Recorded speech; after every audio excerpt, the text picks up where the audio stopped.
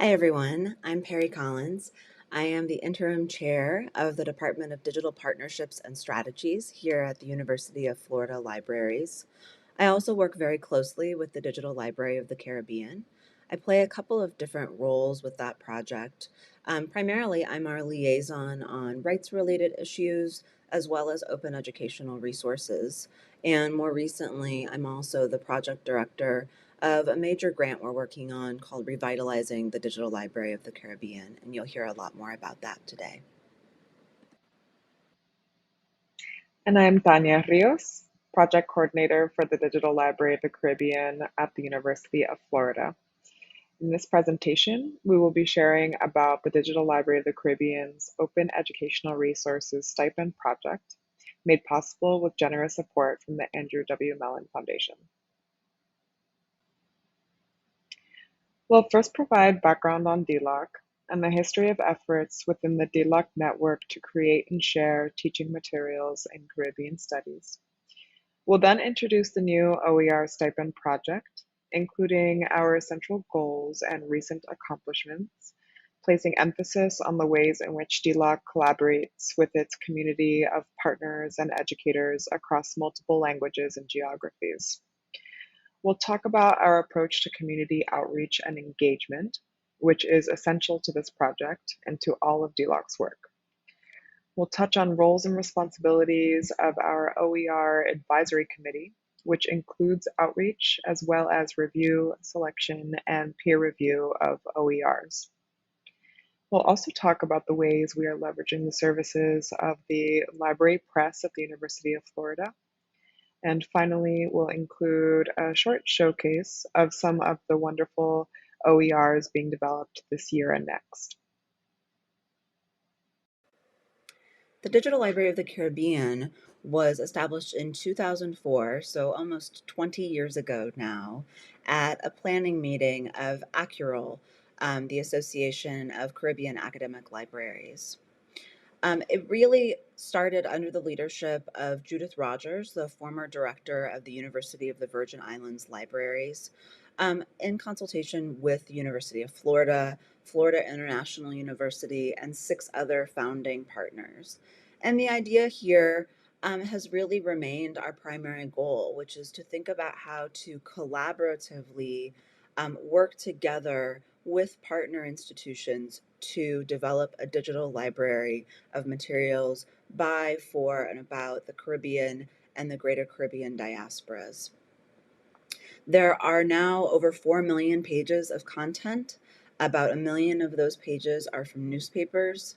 There are many different languages represented: Spanish, English, and French, but also Dutch, Portuguese, Hebrew, and Haitian Creole.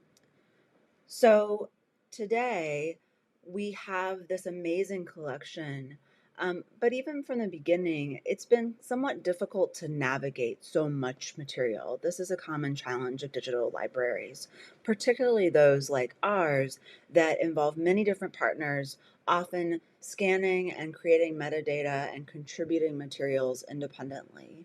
While we have a lot of standards and we have capacity and support at our operations hub at the University of Florida for some of this technical work, that doesn't really solve the problem of how to delve in and really make use of this material in a meaningful way in the classroom without quite a bit of time investment on the part of instructors. And so for quite some time now, about a decade or so, um, individuals within the DLOC community have started to think about what would it mean to develop more robust support for teachers and for college and university educators. At the West Indian Literature Conference in 2016, there was the spark of an idea to actually develop an institute that would bring together people in person to focus on just this issue, on digital pedagogy and the use of digital resources in the classroom. And in this case, focus specifically on the higher education classroom, especially. So before Tania and I even arrived at the University of Florida or began our work with ULOC, our colleagues were very busy applying for funding to the National Endowment for the Humanities to actually develop an institute like this that would bring people together and discuss digital pedagogy in different disciplinary contexts with different methods and strategies in play over the course of a week, and then ask attendees to go back to their classrooms and apply what they had discussed and learned, refining or even developing courses that were based on some of this material and that hopefully incorporated collections from the Digital Library of the Caribbean or other platforms as well. Unfortunately, this was a really challenging time. Um, Everyone went back. There was a major hurricane that hit the Bahamas very hard. Two of our attendees had to adapt pretty dramatically the work that they were doing. Then, of course, in March of 2020, as lockdown hit during COVID, there were major disruptions to all of the work happening. That said, we had an incredible group of attendees and two wonderful graduate students on the project who were able to keep up communication online, to reflect and write down their reflections of the Institute, and actually to contribute back quite a few materials, assignments, lesson plans, syllabi, experiences of their work with students, including a number of wonderful student projects. And we put those on a website, and that's really been something that has been a bit of an inspiration for us as we think about next steps for this work.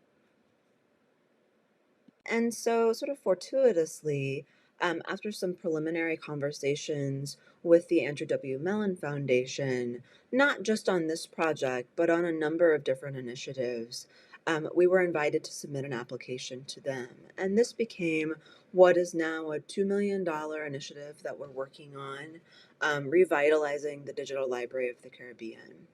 We said revitalizing not only because some of the challenges I've mentioned in terms of developing a set of teaching resources, but also that as DLOC has grown and grown, it of course becomes more and more difficult to do the kind of consistent training, professional development, outreach, and just day to day communication between a huge group of partners and an even larger group of patrons and users, whether they're academic researchers, family historians, students, or others writing to us and looking for more information about materials in DLOC.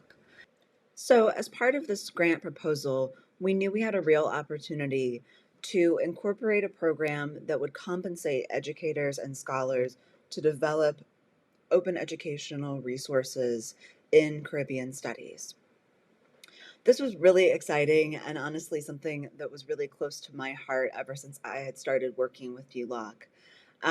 We were able to really build on the work of the NEH Institute and leverage a lot of those relationships to think about how to do this the right way.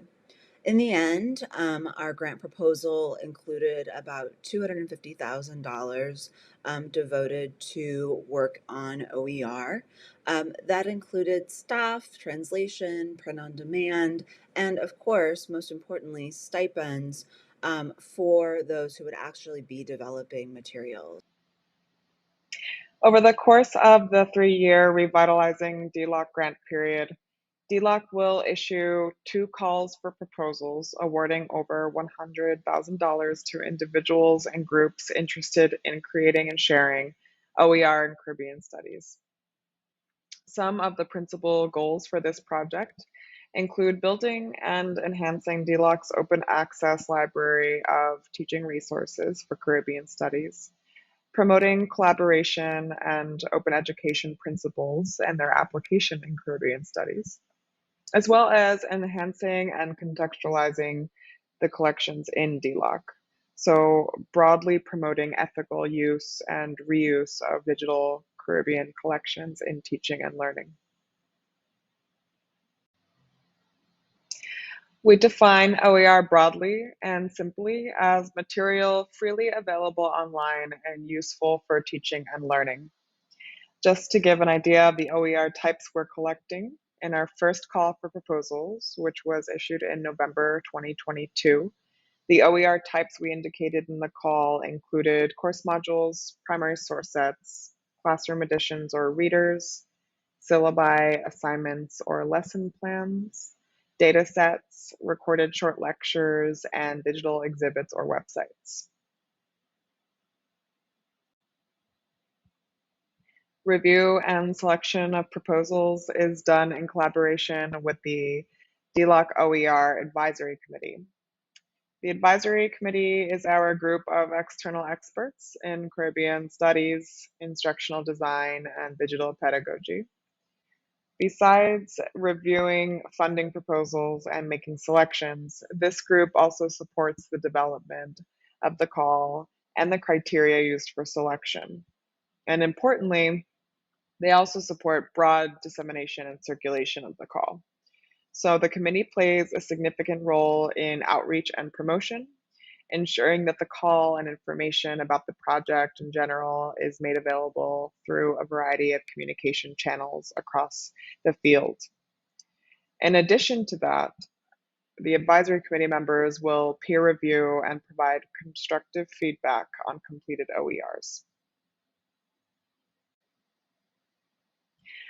And to emphasize that outreach and community engagement is central to this project and its overarching goals to support collaboration and sharing in Caribbean studies teaching.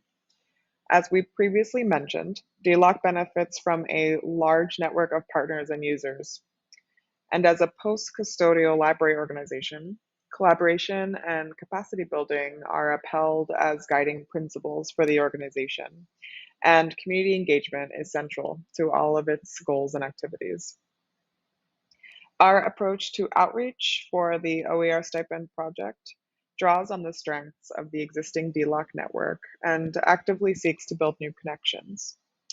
There's a special interest and focus and intention on building more connections with individuals and institutions in the Caribbean. In making sure that our first call had broad reach, we made sure to have contact with educators as well as librarians, archivists, and graduate students. We made contact with academic departments and centers, professional associations and societies, community organizations engaged in documenting and archiving historical and cultural heritage collections, Caribbean Studies Network listservs and forums, and a variety of independent digital projects invested in expanding the study of the Caribbean. Both the DLOC Advisory Committee, the OER Advisory Committee, and the Scholarly Advisory Board were very important partners to making sure that this project had reach in the Caribbean studies community. These are the criteria used in review and selection.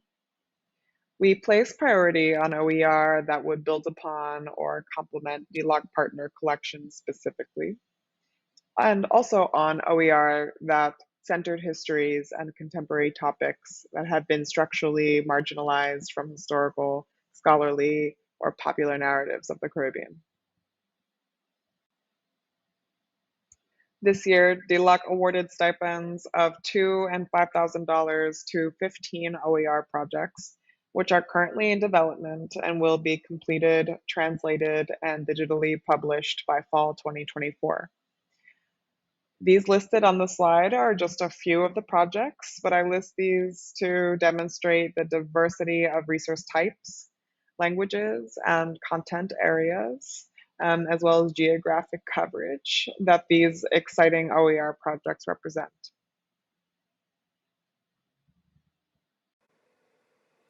As the operations hub for DLOC, one of the underlying questions that we had when we began the Revitalizing DLOC grant was to think about what kinds of services or offerings might we layer on top of our really critical role as the host for all of the digital content that actually sits within DLOC.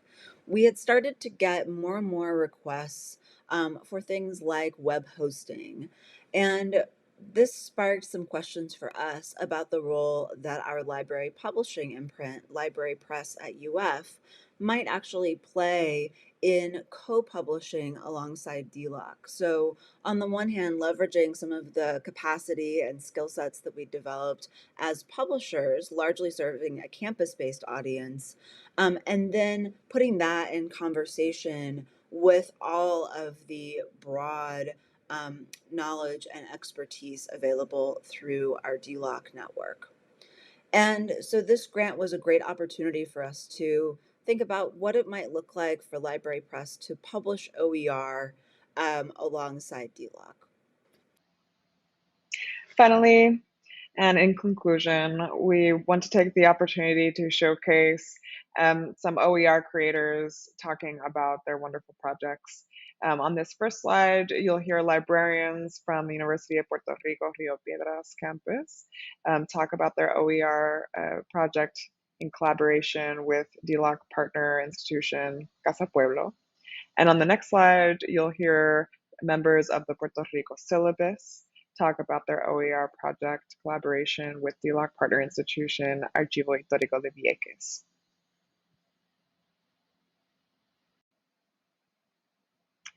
These projects are special because they demonstrate how educators build upon, enhance, and create with DLOC collections, and in these cases collaborate directly with Caribbean-based contributing partner institutions to co-create teaching resources that highlight and contextualize their unique and important collections.